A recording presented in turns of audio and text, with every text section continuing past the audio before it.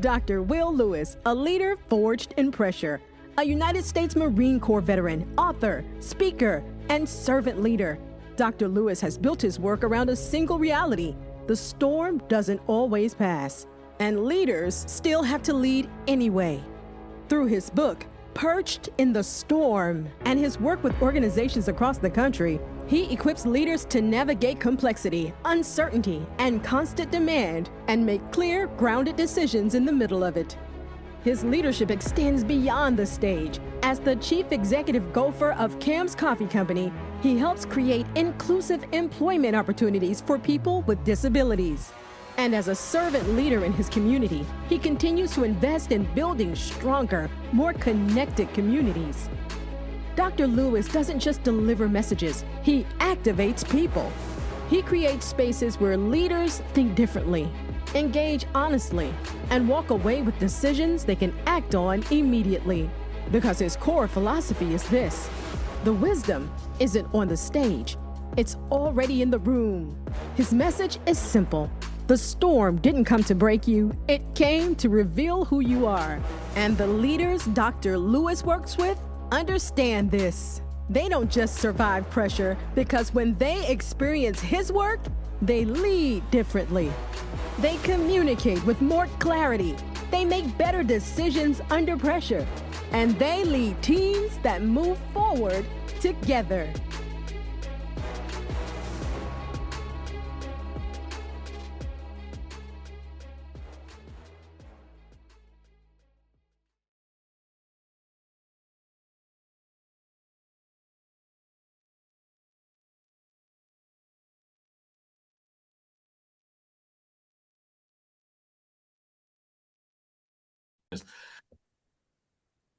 Oh my goodness, let me tell you something. That is awesome, awesome, awesome, and absolutely right. Everything that you all said is correct. Now we're about to unpack this picture a little bit more, so I'm gonna go back to the slide. But I want to share something with you. The title of our session, the opening title, is "Perched in the Storm," and that's based on this book right here that I just wrote, y'all. "Perched in the Storm: Brutal Lessons in Resilience that every leader can learn from entrepreneurs." Now, I provide this to you not as a shameless plug, but yeah, it is a shameless plug. But the book will be a part of this conversation, because that bird is a part of the conversation when we're talking about inclusive leadership. Y'all, as professionals in the work of what we call now, what used to be called diversity, equity, and inclusion, what now is called inclusion and belonging, or whatever you want to call it, the leaders in that profession had to be perseverance. The leaders in that profession, you all on this call, have faced political, personal, and professional storms.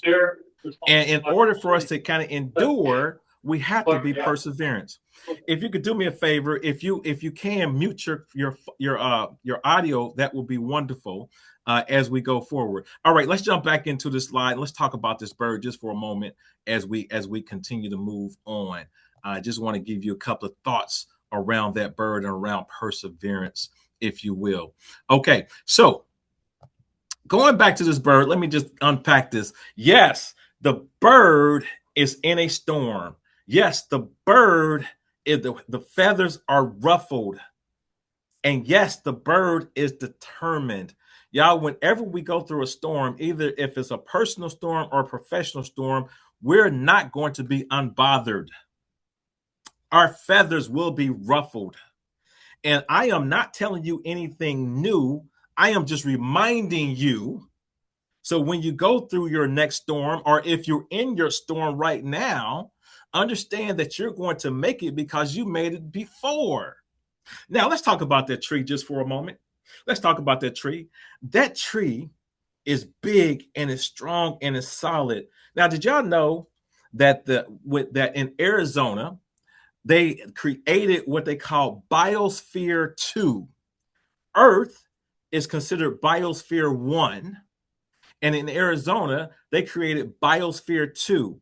And Biosphere 2 is an experiment to see if Earth's atmosphere can be replicated in an artificial environment. to see if we could take Earth's atmosphere and if we can live inside of a dome if we had to. And so they took and they put water and grass and trees and vegetation in this biosphere in Arizona. One of the things they learned about the trees is that the trees grew fast and they grew tall. And they also buckled under their own weight. And the scientists were like, why are the trees buckling under their own weight? And they didn't realize that the trees needed the wind in order to become strong. Woo, y'all need to write that down if y'all writing stuff down. The trees needed the wind in order to become strong because the wind provided pressure and the trees became stronger under pressure. How does that relate to us as humans? In order for us to persevere, in order for us to be determined, we need the pressure of life. We need the storms of life in order for us to become stronger. Woo, y'all write that down. I'm gonna come off right now. I just got to come because I got to see y'all faces. Oh my goodness, I got to see your faces right there. What? Tell me about that. How does that resonate? What are your thoughts on what I just said? And if y'all don't believe me, look up Biosphere 2. Fact check me. Fact check me. Google right now Biosphere 2. And when the trees buckle under their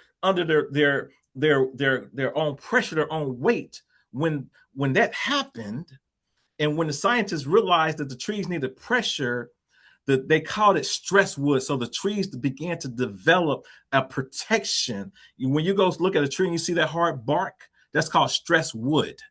That stress wood comes from strengthening itself from the pressure. Trees need that wind to blow it. And as the wind blows it and blows up against it, the tree becomes stronger and stoutier. Now that bird can now perch on the tree in its own storm because the tree is storm weathered.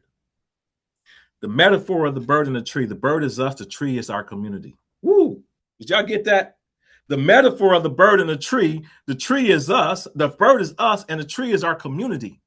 So when we're going through storms, we don't go through storms alone. We go through storms on community, and we have a community that we're perched on. Oftentimes when we go through storms, we think that we're going through storms alone, and we think it's isolated. You're never going through a storm alone, even though you think you are, even though you feel you are. There's always a community around you, and that community is the tree. Now, how does that relate to inclusion and belonging? Well, y'all, right now, y'all each other's tree.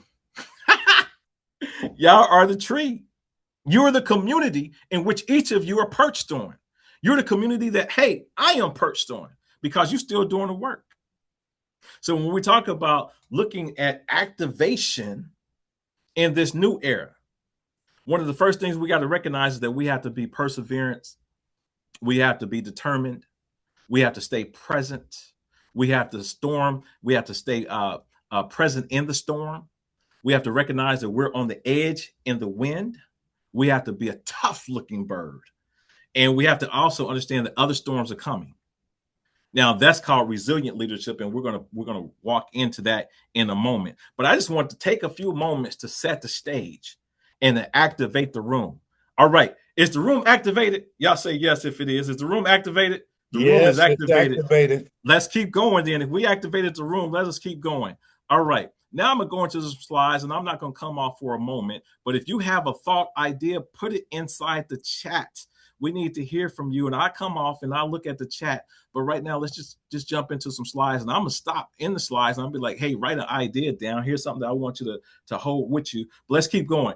Belonging as an operating system. So when we're talking about the next level, and I have not heard many people talk about this. This is new thinking. Now, let me just back up for a moment. I have spent the last 25 years in higher education, last 20 years rather in higher education, last 5 to 10 years in consulting. But my career has been in higher education, all in diversity, equity, and inclusion. My last formal higher education job, I was the vice president for diversity and inclusion at Virginia Tech back in 2015. If you know anything about higher education, you know an organization called NADHE, the National Association of Chief Diversity Officers. Well, I was one of the co-authors of NADHE's Standards of Professional Practice original co-authors in 2014. So I know a little bit about diversity, equity, and inclusion. I've worked at Indiana University. I'm originally from Indiana, Indianapolis, primarily. Indianapolis, Indiana University, Bridgewater State University in Massachusetts, Virginia Tech, and Forsyth Community College here in Winston-Salem, North Carolina. I'm currently working in healthcare, working at ECU Health within the context of the Senior Consultant for Inclusion and Belonging. So, y'all, when you want to talk about inclusion and belonging, hey, I got some stuff to talk about. All right, let's look at this right now. The new era, in my mind, I'm sharing with y'all my thinking. This is Will Lewis's thinking. This is how, and also I'm gonna share with you some things how what we've applied at ECU Health. But let's look at this. Look at diversity as an operating system. Okay. Whenever you have a breakdown in your computer, you take your computer to Best Buy, to the Geek Squad, and they're going to ask you one thing. They're going to say, what is your operating system? They're not going to ask you what the app is. They're not going to ask you what your hardware is. The operating system is the system that helps that computer function. It helps you and me to interface with the computer. So they're going to ask you, what is the operating system? When I think about belonging, I think about it as an operating system. What is your operating system for belonging? And I have for us to consider some elements of what I believe should be undergirding belonging as an operating system. That connects into human friction. So there's new language, and the new language is human friction. We used to talk about in the old way of talking about diversity, equity, and inclusion. We would say we want people to get along with each other, and we would say we want to take out unconscious bias, and we need to appreciate each other. Right? That's the language. Some of the language that was used. The way I see it now, this new language, human friction, we name what's really happening so we can address it with clarity, curiosity, and courage.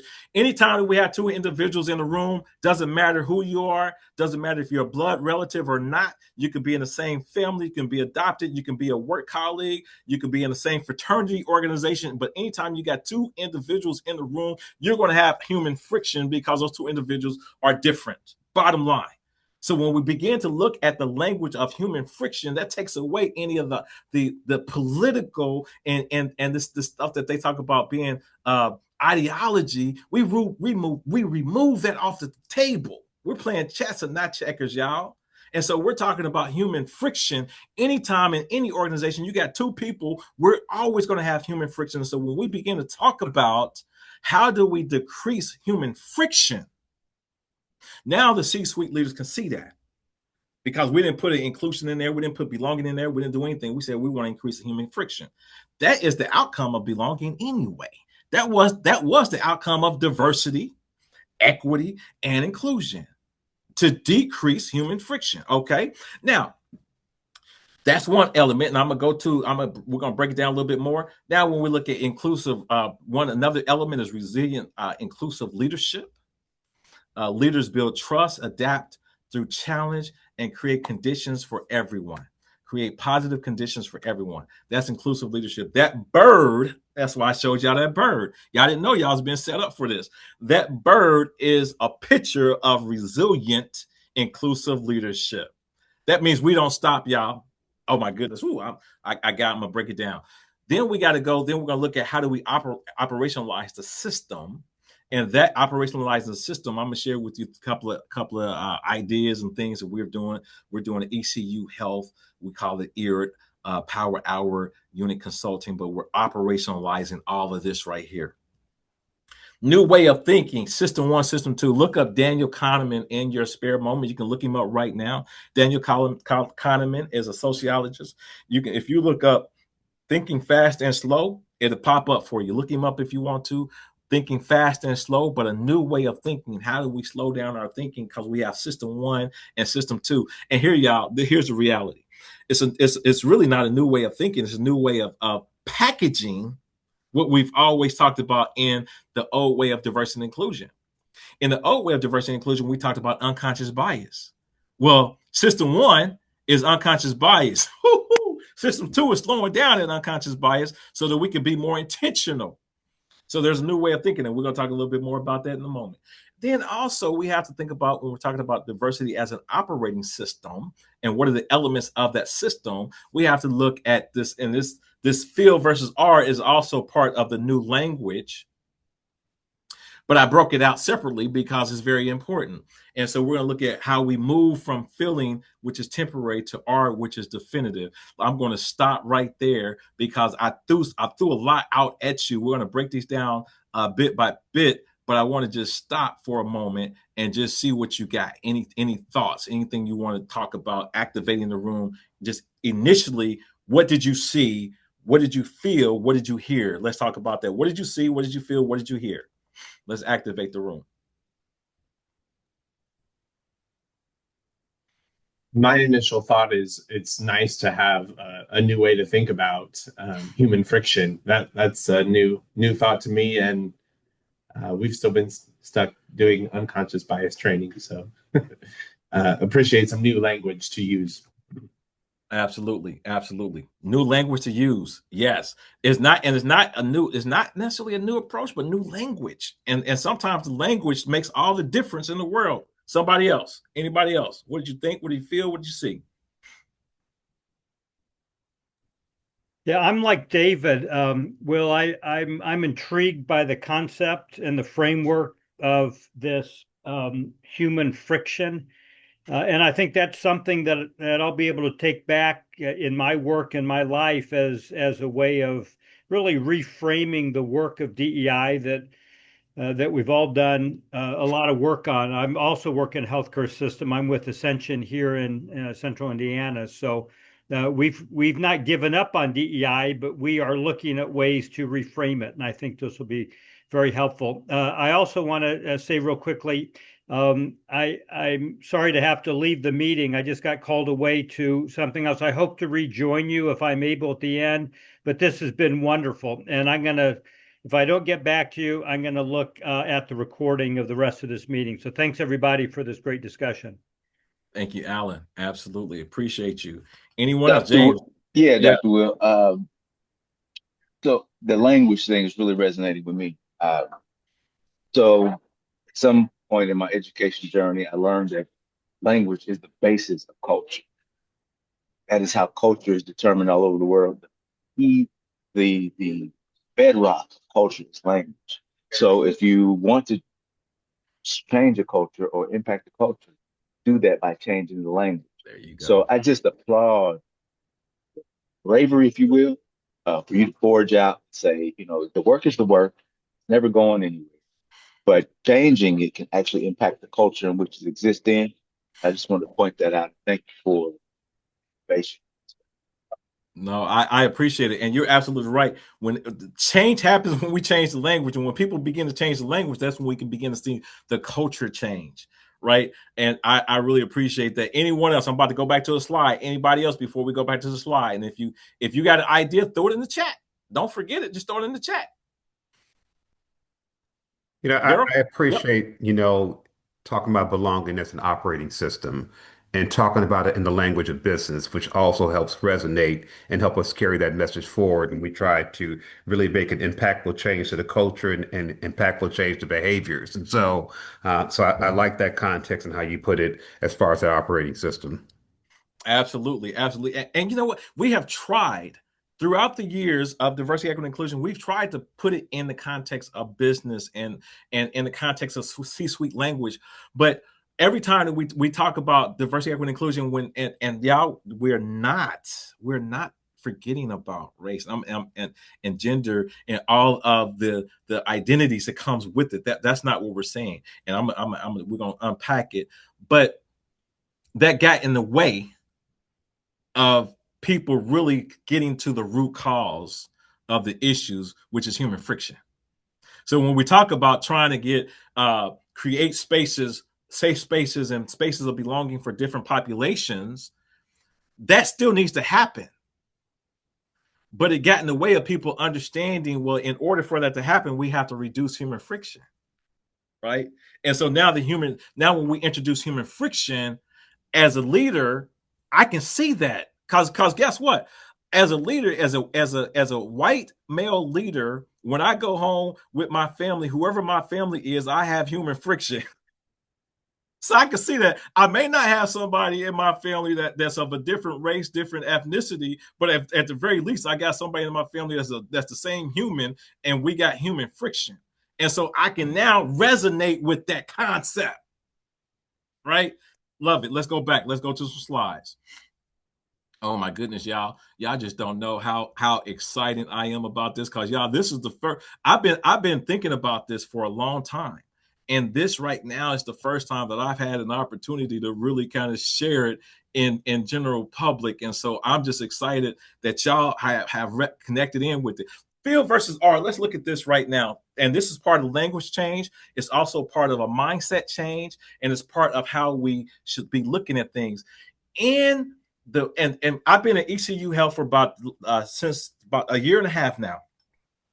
When we began to change the language to belonging, and belonging for us was not a new concept. Our vice president, she changed the office name back in 2023, 22 to inclusion and belonging.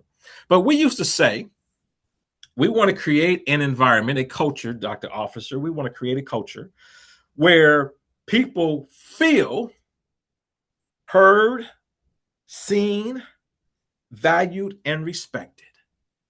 We said we want you to feel that. And that is true. We do want you to feel, whenever you come into an organization, whenever you come into our organization, we want you to feel that you are heard. We want you to feel that you're valued and that you're seen, that you're respected. We want you to feel a sense of belonging. But y'all, let's look at it on the other side. Feel is temporary. See, I can come to work feeling like I belong. Something happens at work, human friction. Now I feel like I don't belong.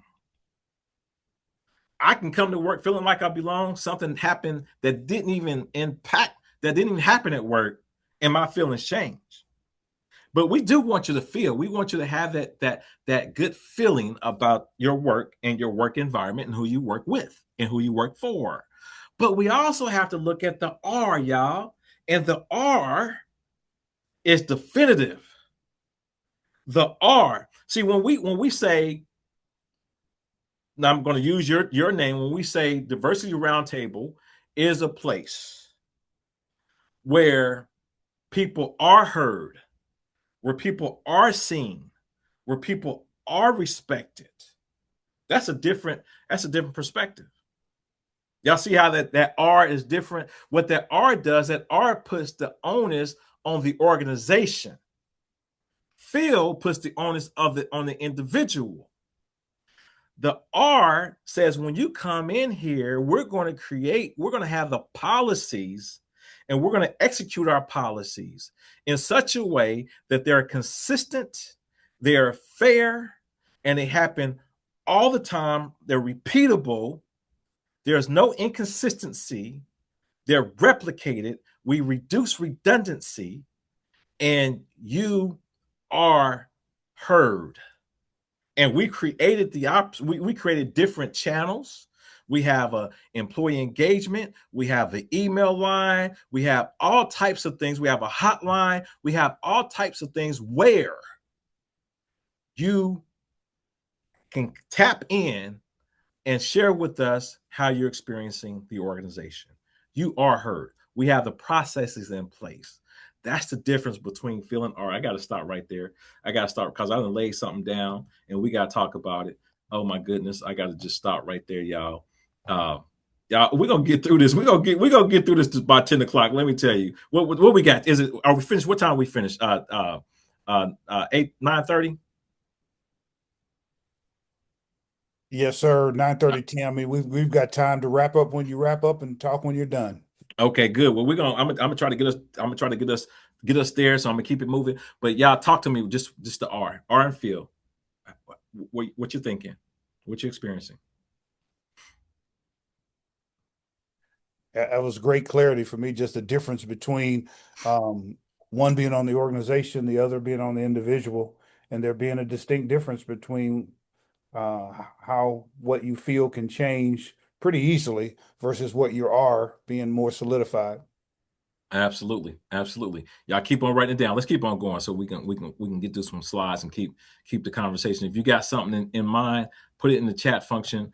But let us keep moving because I want to be respectful of your time. Y'all help me to activate this room, and so I want to wear out my welcome. Okay, y'all. So we got Phil versus art.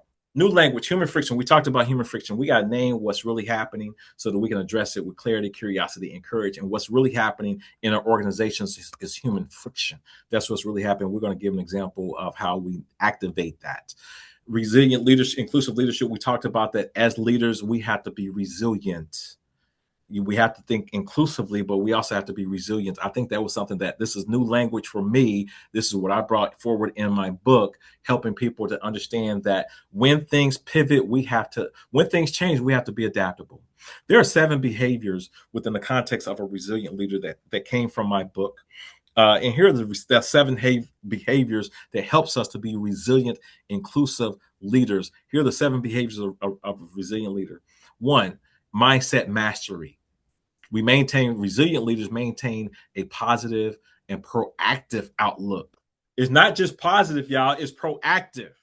So when I think about my mindset, it's positive, but it's also proactive. And proactive, it begins to activate adaptability.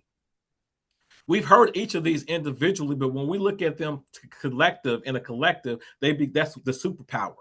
The superpower of these behaviors is when we look at them collectively.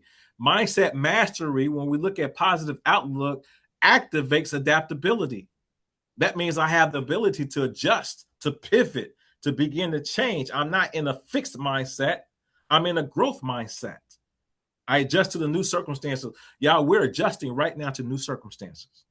That's why resilience is not optional, it's operational. Woo-hoo-hoo. Write that down. Resilience is not optional, it is operational.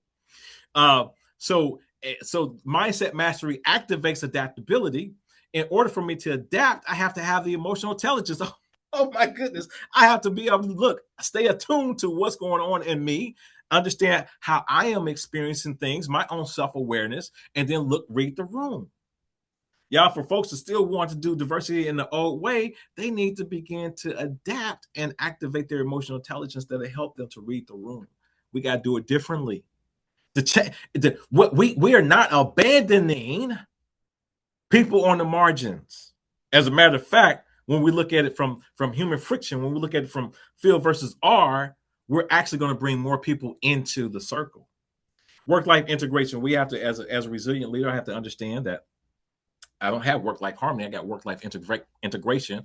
My life comes to work with me, and my work goes home with me because that's just who it is. I was talking to a colleague the other day. He said, "Hey, you know what? When I leave work, I turn my phone. I don't answer emails. I don't do any of that. I get it. I understand that. But the fact of the matter is, in the background, your mind is still thinking about that project you got to do. Your mind's still thinking about that conversation you got to have. Your mind's still thinking about that good day you had. It's still thinking about that bad day you had. So what we have to do so that we don't burn ourselves out is reconfigure our thinking and say it's work-life integration, not work-life balance. Strategic career growth. Strategic career growth talks about how do I look at this work. And so right now, y'all, I've written 2 books that helps me with my career. For you, what podcast have you started? What book have you written? Don't just go to the conference. Go to the conference and present at the conference. What sessions have you presented? Strategic career growth. And resilient leaders look for the long term. Now, y'all say, well, Will, I don't want to be an entrepreneur. I'm satisfied in my company. Great. Are you a thought leader for your industry? Woo! That's strategic career growth, y'all. Become the thought leader for your industry. We have to make sure that as folks who are professionals, that we become essential. Y'all know whenever bad weather, they send out an email or a text message and say non-essential folks don't report, only essential folks. Well, I want to be essential. Don't call me non-essential. I want to be essential. So strategic career growth. Not only are you looking at strategic career growth for you, but service-oriented leadership says, how do you help others develop their own strategic career growth? So I need to be a servant leader. And we talked about that. We've always talked about service leadership, servant leader. Well, service-oriented leadership talks about how do I help others to tap into their strategic career growth? Who am I mentoring? Who am I sponsoring? And then I need to continue with continuous growth and innovation. So as a resilient leader, I need to look at my mindset. I need to have adaptability. I need to be emotional intelligence. I need to work-life integration, strategic career growth, service-oriented leadership, and continuous growth and innovation. I'm not going to stop the slide there. If you have something that you want to say, write it down for yourself or put it in the chat function. We'll come back to it in a moment, but we're going to keep on moving. Daniel Kahneman has this book called Thinking Fast and Slow. In Thinking Fast and Slow, he talks about system 1, system 2. System 1 is automatic. System 1 is fast, automatic, it's patterns, it's assumptions. Y'all, whenever we see somebody, whenever I see a Mercedes-Benz, my mind goes to what a Mercedes-Benz is to me. And it's based on what I've heard about Mercedes-Benz. It's based on my experience with Mercedes-Benz. It's based on the TV commercials about Mercedes-Benz. Whenever I see a Ford Toyota, my mind goes to what a Ford Toyota is. It's fast, automatic. Without even driving a Mercedes or driving a Ford Toyota, I've already made assumptions. When we put that in human terms, y'all, when we see people, we make assumptions. This is not new. This concept is not new to us. This is unconscious bias concept. We talk about unconscious bias all the time in the former way that we talked about inclusion. Now we got to talk about it in a different way. We talk about in system 1, system 2. Now people don't know what's coming. We playing chess, y'all. They don't know what system 1 is. So when we talk about system 1, we're all talking about unconscious bias, but they don't know that. Now we got them. And system 2 is that. So system 1 is fast thinking. That's my bias. That's my assumptions. That's system 1. System 2 is slow down. It's slow, deliberate. This pause is curiosity. We understand the science behind our reactions and we choose better responses. Now, system 1 says, okay, I just saw this person. I just saw the situation. I put it, this is what I did. It was fast. System 2 says, pause. Now let me ask, what else is happening? I got to be curious. I got a coworker that comes to work. They just started work. And they've been to work. They've been late 3 times during 1 week. System 1 says, do they not care? Are they lazy? Are they about to leave? System 2 says, let me pause and let me ask another set of questions. What's going on here? Let me pause and be curious. System 1, I want to fire them. System 2, I got to give some grace and understand what's going on. There still may be cause for being fired, but I can't fire them off of system 1 thinking. I have to look at system 2 thinking, which slows me down. Let's look at an exercise here. Okay, y'all. What do you see? If the word is blue, say yellow. I'm about to go. If the word is blue, say yellow. If the word is blue, say yellow. If the word is red, clap once. If the word is green, say your name. Let me just stop the slide right there. I just got to stop right there just for a moment. I'm coming back. Y'all just hang with me. Cancel share. Okay. Did y'all just see what happened? Say if the word is green, say, if the word is blue, say yellow. Did y'all say, in your heads, did y'all say yellow? Do you see? Are you sharing something? No, I'm not sharing it. You know what? Let me go back and share. it. Okay, because y'all can't. I want to see your faces, but let me just go back and share it. Absolutely. Okay. Now let me ask a question. All the time I was talking about system 1, system 2. Did y'all see the screen? Say yes or no. No. No. Oh my goodness, y'all. Somebody should have said something. Okay. My goodness. All right, y'all. Now I got to go back. Just for a second. Can y'all see the screen? Yes or no? Can you see the screen? Yes. Yes. Okay. Excellent. Okay, y'all. 7 behaviors of a resilient leader. We talked about it. This is it. Okay. I already talked about it, but these are 7 behaviors: mindset mastery, adaptability, emotional intelligence, work-life integration, strategic career growth, service-oriented, continuous innovation. These 7 work together. When these 7 work together, they are our superpower. Oftentimes we do this, we work on these things individually, but we have to activate them and we have to look at them collectively. Does that make sense? Say yes or no, or put the thumbs up on the screen so I can see you. Yes. Good. Okay. Now, system 1, system 2. System 1, as I said, is fast, automatic, patterns, assumptions. System 2 is slow, deliberate, pause, and curiosity. So I want to give you the image of what I was talking about. New way of thinking. System 1, system 2. Now, let's go here. What do you see? If the word is blue, say yellow. If the word is red, clap once. If the word is green, say your name. Ezel. All right. I love it. Now, Ezel, we're gonna just use you just for a second because you said it. Y'all check it out. Check it out. It said if the word is green, say your name. Y'all, what's that word? Wait. That word is wait. It's not green. The color's green. All right. So let's look at it. So let's break it down. We're gonna start at the top. If the word is blue, say yellow. The word is stop. The color is blue. Our minds, when we see blue, our minds automatically think of the word blue. We don't think of anything else because we see the color. So we're going to say the color because that's just what we've been used to. If the word is red, clap once. The word is go. The color is red. So our minds automatically look at the color, but we don't pay attention to the word. Wow. Ezel said, he said his name. Well, the word is if the word is green, that word is not green. That word is wait. But our minds think fast. This is an example of fast thinking. System 1 thinking. We do not slow down to consider what was really being said to us.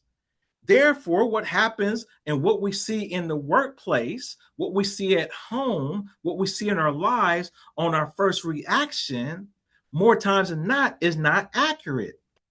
That's where system 2 comes in. We need to slow down and look at system 2 thinking. And system 2 says we pause. System 2 says we pause, slow down, ask questions about what's going on. So our minds automatically will track in and click into system 1. We have to be intentional to activate system 2. We can do, and one person once asked me, they said, well, why can't I just operate from system 2? Our minds don't work like that.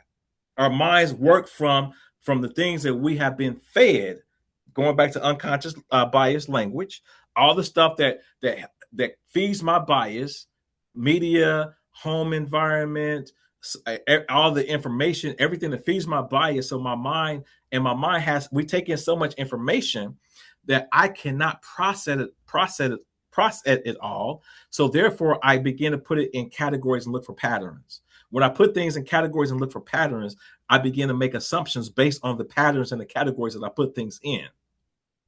Now, sometimes those assumptions could be correct. Oftentimes they're not, because I'm thinking fast. So what I have to do is I have to pause. This right here is the pause. And then I begin to think more deliberate, think slow, ask more questions, be curious, pause, and then I can make a more intentional response, right? Okay, let's keep it going. Let's talk about operationalizing the system right quick because I want to give y'all a couple of things of how this works within real time. Okay, ECU Health is the organization I work for. Work in the Office of Inclusion and Belonging. So we're operationalizing this system of belonging as an operating system. So we turn insight into action with simple, repeatable practices that can scale. And y'all, hold on now.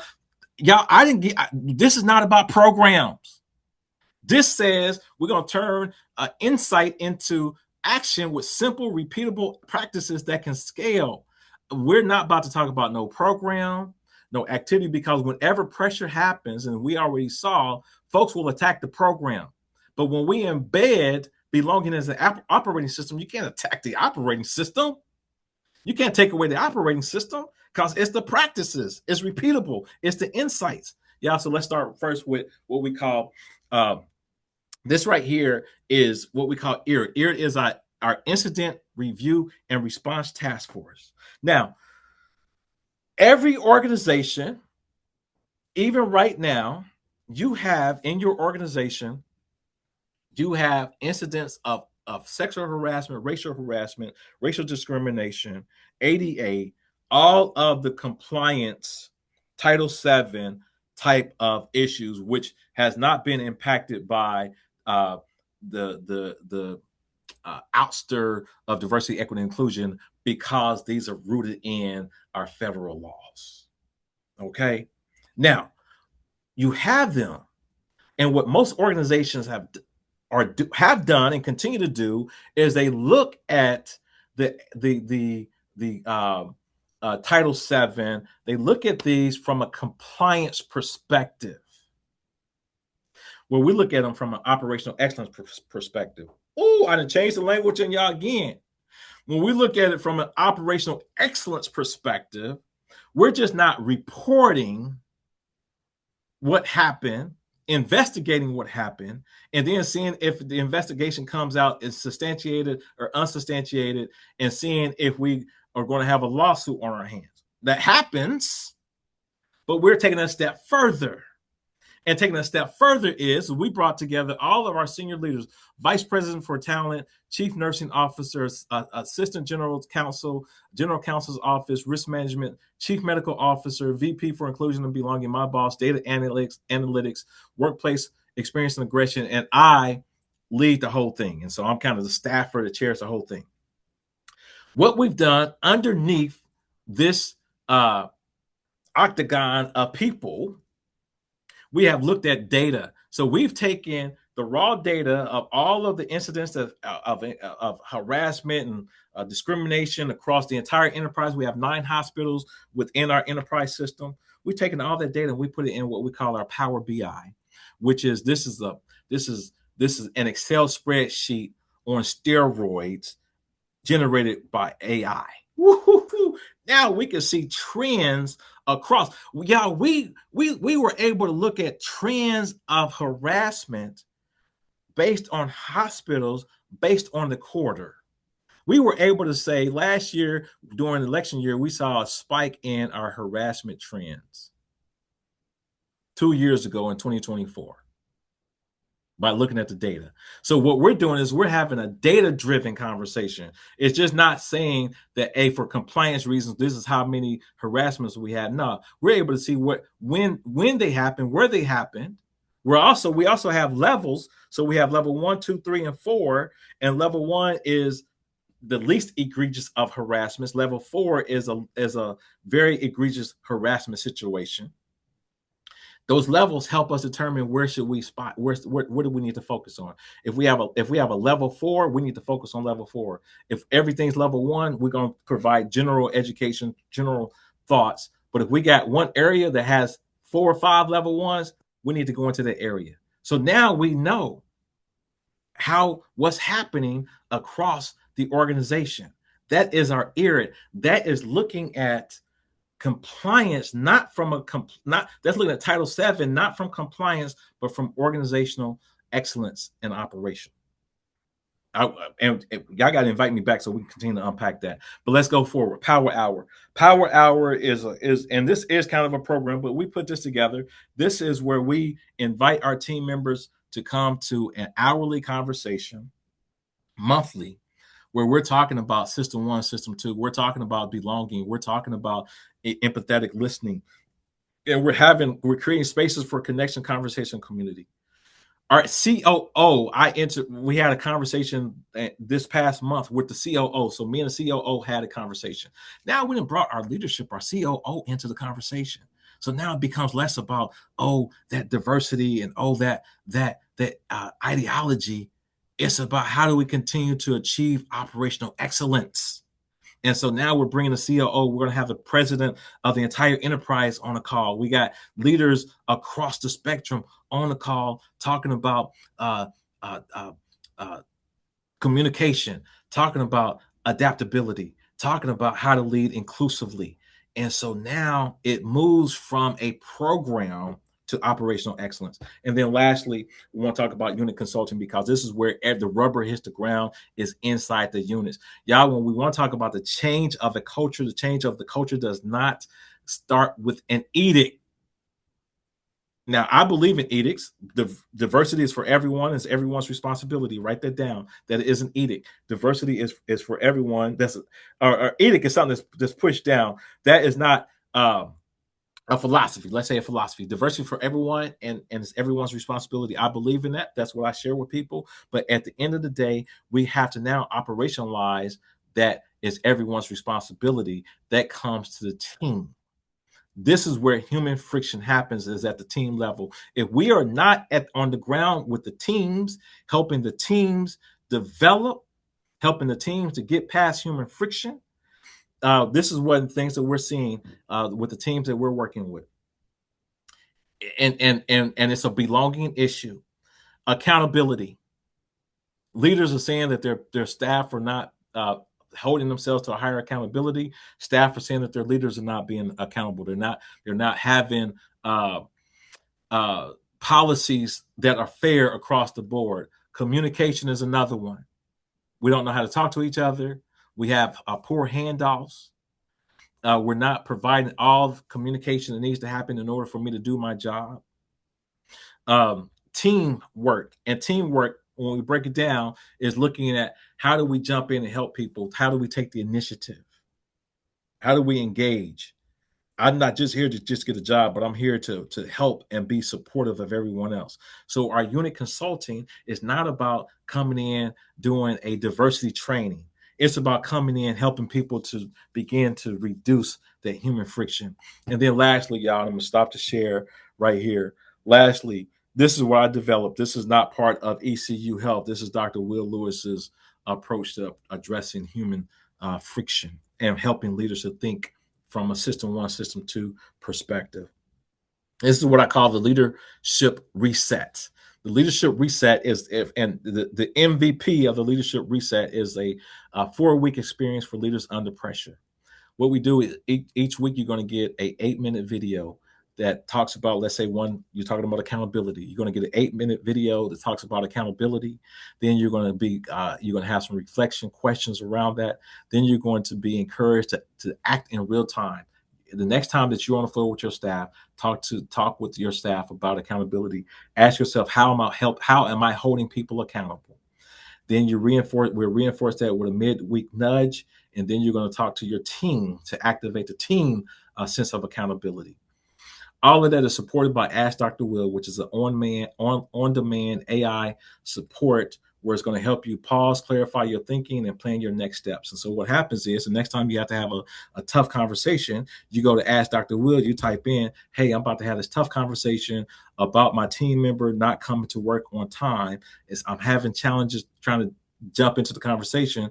Ask Dr. Will is going to provide Will Lewis thoughts and his responses that's going to give you something that's going to help you. And it's all undergirded by fast thinking, fast and slow thinking, empathy, and how to help you think more clearly. So I'm going to stop right there because I want to jump into, if we got any questions. It is 9:30. Oh my goodness. I told you I was going to get done by 9:30. All right. Talk to me. I shared a lot. Woo. We can't get it all done in an hour, y'all. Let me tell you that. We cannot get it all done in an hour, but y'all talk to me. Anybody? Thoughts? What's resonating with you? Take a moment and write it down if you need to. Excellent presentation. Appreciate you so much, sir. Thank you. Thank you, Stephen. Appreciate it. Absolutely. I've got your book. Oh, yeah. That's You the got second it. time that book has been brought up this week. But are you Wow. Ron Lewis's brother? No, I don't have a biological. Oh, okay. No, I'm not Ron Lewis's brother. Okay.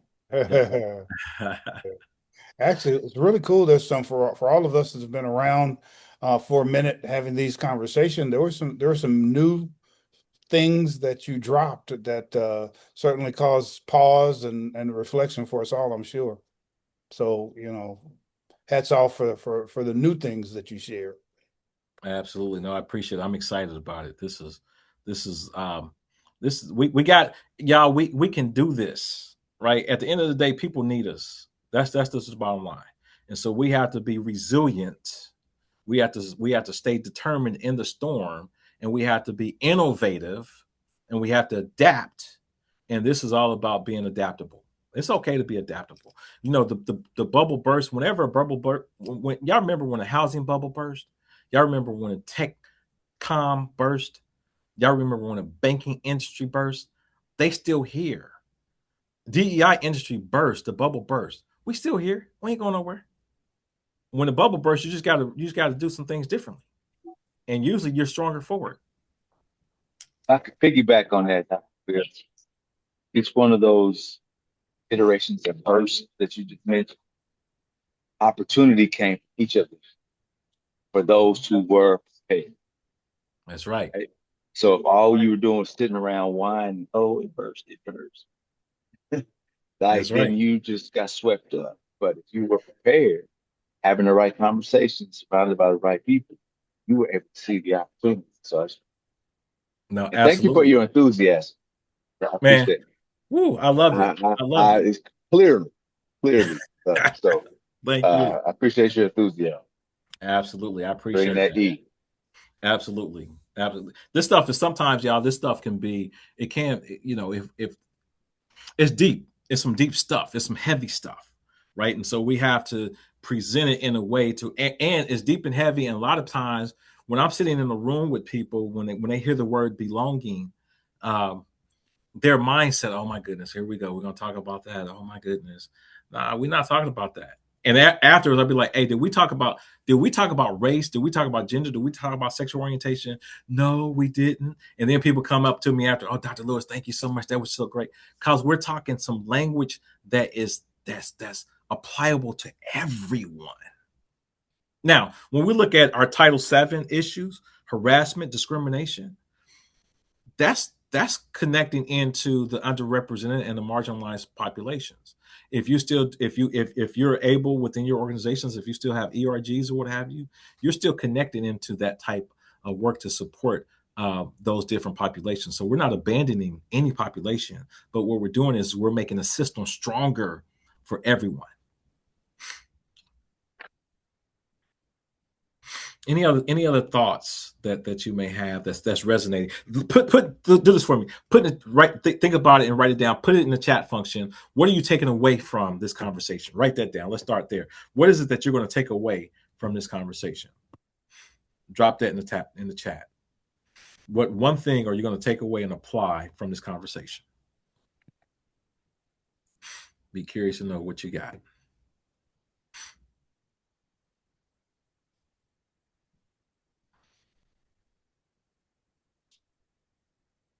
Just the one thing.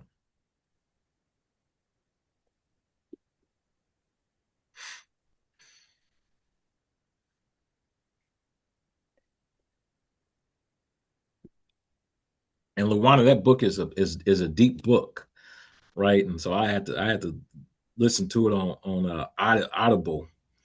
But it's a good book. James also says, leaning into language that has universal appeal. Stephen says, hope for the future. Luana says, I want to reread the book. Brought it up twice this week. So absolutely. So that is a sign. If this is the second time it's come up this week and we're only on Wednesday, that's a sign that you need to go back into it. Destiny says, I appreciate the way you've spoken about adapting our current view of belonging and inclusion to truly include everyone. People tend to shut down when they hear DEI. So finding ways to apply the skill of belonging to everyone is very useful takeaway. Absolutely. Thank you for that, Destiny. Stephen, listen, focus on what I'm hearing, not what I'm seeing. Absolutely. I love it. I love it. Yes, yes, yes. And so that is exactly it. Yeah, I want to say thank you because, again, the wisdom is not with me. The wisdom is not on the stage. The wisdom is in the room. And my job is to activate the room. And this room has been truly activated through your conversations, your perspectives. I leave here empowered. There is an African saying, it's Ubuntu. I am because we are, therefore I am. I am because of all of you. In this moment, you have contributed. I will leave here different today because of this conversation and because each of you on this call. So I say thank you.